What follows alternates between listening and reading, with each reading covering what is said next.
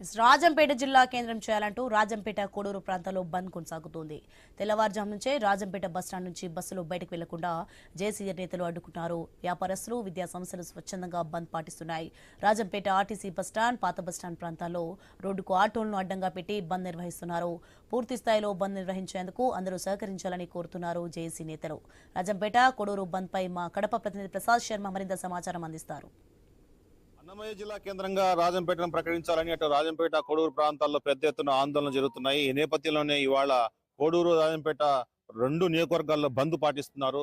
తర్వాత ఇరు నియోజకవర్గాల్లోని జేఏసీ నేతలు ఇప్పటికే నిన్న మూడు రోజులుగా బంద్ ప్రకటన చేయడం, తర్వాత దానికి సంబంధించినటువంటి అన్ని వ్యాపార వర్గాలని, తర్వాత విద్యా సంస్థలను కలుపుకొని బంద్లో పాల్గొనేలా చేస్తున్నాయి. ఇవాళ రాజంపేట పట్టణంలోని ఆర్టీసీ బస్టాండ్ లో ఉన్న మనం ఆర్టీసీ బస్టాండ్ డిపో నుంచి ఏ బస్సు బయటకు వెళ్ళనీయకుండా జేఏసీ నేతలు అడ్డుకున్నారు. తర్వాత తన బంద్కు అందరూ పూర్తి సంపూర్ణ మద్దతు ఇవ్వాలి కోరుతున్నారు. ఈ నేపథ్యంలో జేఏసీ నేతలు ఉన్నారు. సార్ చెప్పండి, రాజంపేట ఉద్యమానికి సంబంధించినటువంటి ప్రకటన మరి ఒక 4-5 రోజుల్లో వెలువడబోయే అవకాశం ఉంది. తర్వాత ఉద్యమం తీవ్రతరమైంది. ఈ నేపథ్యంలో ఎలా ముందుకు వెళ్తున్నారు?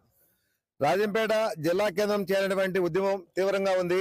ప్రజల యొక్క అభిప్రాయాలను, ఆకాంక్షలను ప్రభుత్వం ఇప్పటికే గమనిస్తూ ఉంది.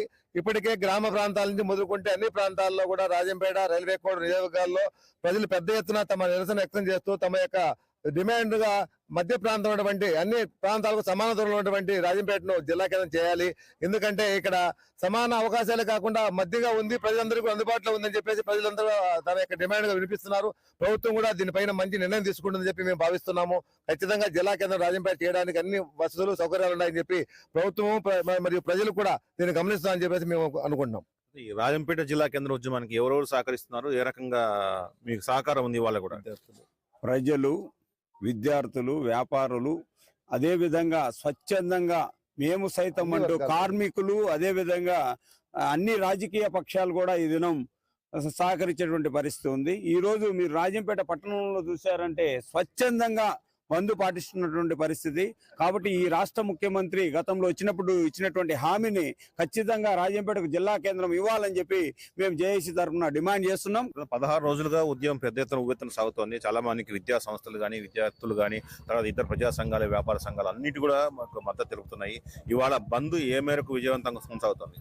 ఈ రోజు యొక్క బంద్ స్వచ్ఛందంగా ఎవరెవరు పార్టీకి వాళ్ళు రోడ్ల మీదకి వచ్చి మేము కూడా సైతం మేము బంద్ పాటిస్తాము, ఎటువంటి కార్యక్రమానికి మేము సిద్ధంగా ఉన్నాము, మాకు జిల్లా కేంద్రం వచ్చే వరకు మేము ఆగము, ఏ దానికైనా సిద్ధంగా ఉంటామని ప్రతి ఒక్కరు ముందుకు వచ్చి ఈ యొక్క బంద్ లో పార్టిసిపేట్ చేస్తున్నారు.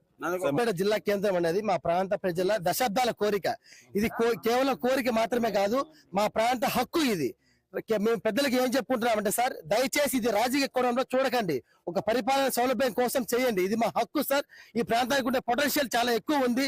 ఈ ప్రాంతం జిల్లా చేస్తే ఈ ప్రాంతం చాలా అభివృద్ధి చెందుతుంది.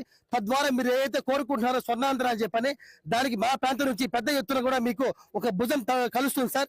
దయచేసి మా ప్రాంతం యొక్క ప్రజల కోరికను మన్నించి జిల్లా కేంద్రం చేయాలని జేఏసీ తరపున మేము కోరుకుంటున్నాము. జిల్లాలో కొనసాగుతున్నటువంటి బంద్ ప్రభావం తర్వాత జేఏసీ నేతలు తమ ఆందోళన ఈ రూపంలో వ్యక్తం చేస్తున్నారు.